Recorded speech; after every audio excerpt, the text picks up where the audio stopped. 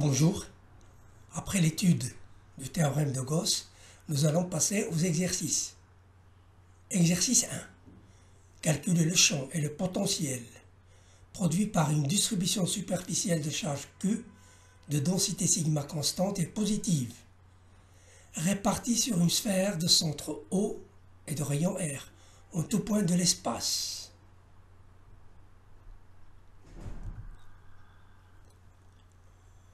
Commençons par déterminer le champ électrostatique, soit M, un point à l'extérieur de la distribution.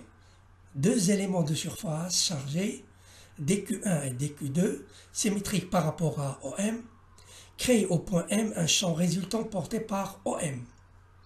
Il en est de même pour toute autre paire d'éléments de la distribution. Conséquence. Le champ résultant de toute la distribution est porté par la demi-droite OM. On peut retrouver ce résultat en utilisant les plans de symétrie. Propriété importante. En tout point appartenant à un plan de symétrie électrostatique d'une distribution de charge, le champ est contenu dans ce plan.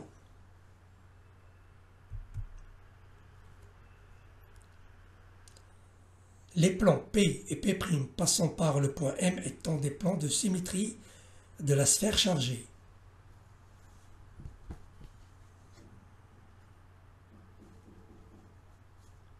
Au point M, le champ est alors porté par l'axe des R, intersection des deux plans.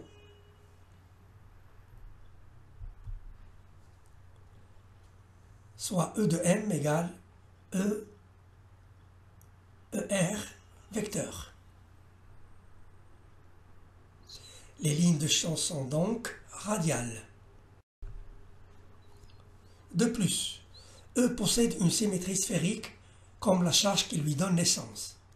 Il ne dépend donc que de la première coordonnée sphérique.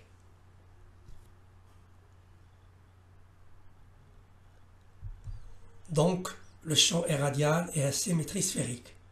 Pour tirer parti de cette géométrie, on choisit la sphère de centre O et de rayon R comme surface de Gauss.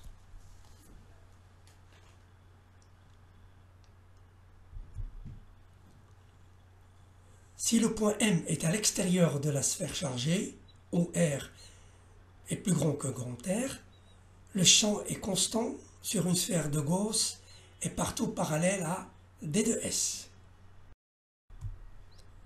Le flux net à travers la surface de Gauss est phi égale double intégrale de E D de S.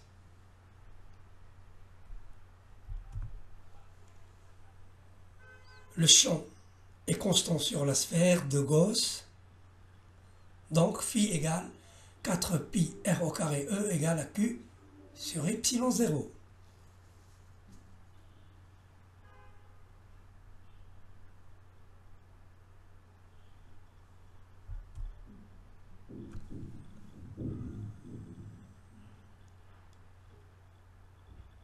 Soit E égale Q sur 4 pi epsilon 0 r au carré égale sigma r au carré sur epsilon 0 r au carré.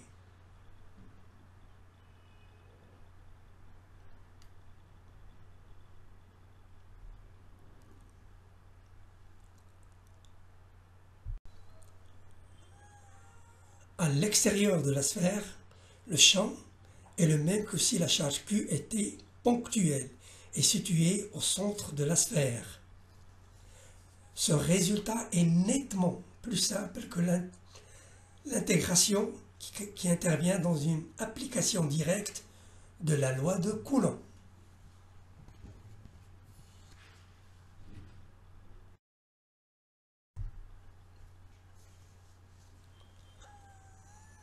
À l'intérieur de la sphère, là encore, le champ est à symétrie sphérique et radiale.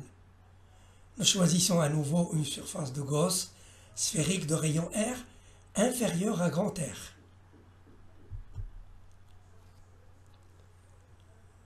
La charge étant nulle à l'intérieur de la surface de Gauss, le flux net est phi égale à 0.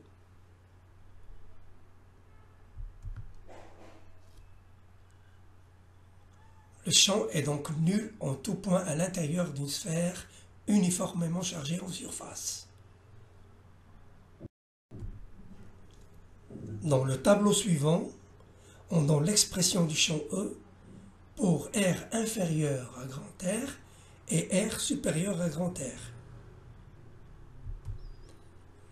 La figure ci-dessous illustre la variation du champ en fonction de la variable R.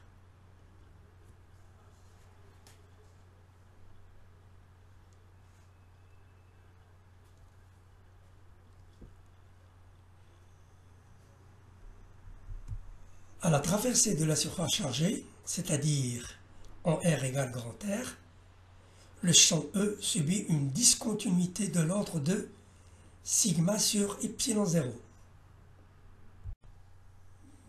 Dans la suite de la résolution de l'exercice, nous allons déterminer le potentiel électrostatique de la relation E égale moins grade V, qui se réduit ici à dV égale moins E d de R.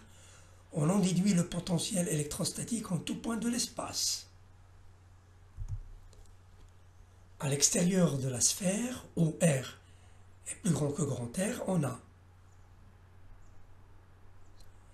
l'intégrale de d de V égale l'intégrale de moins Q sur 4 pi epsilon 0 d de R sur R au carré, soit V égale Q sur 4 pi epsilon 0 R plus la constante 1.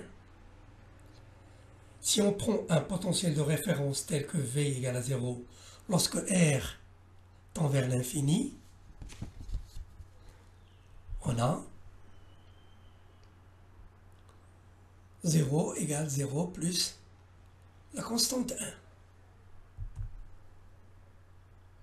soit V de M égale Q sur 4 pi epsilon 0 R, le potentiel en tout point extérieur à la distribution.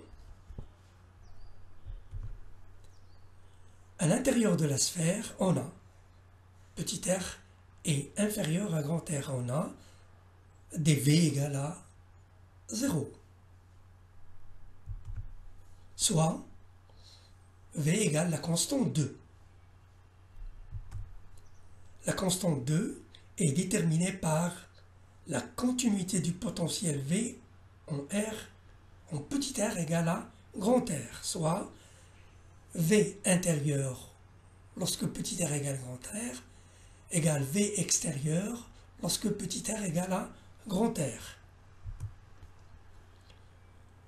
On trouve la constante 2 égale Q sur 4 pi epsilon 0 grand R.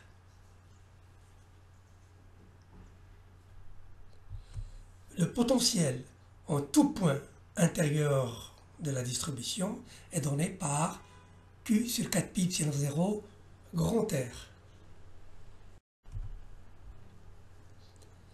Dans le tableau suivant, on donne l'expression du potentiel pour R inférieur ou égal à grand R et R supérieur ou égal à grand R. La figure ci-dessous illustre la variation du potentiel en fonction de petit r. Merci pour votre attention et à la prochaine vidéo.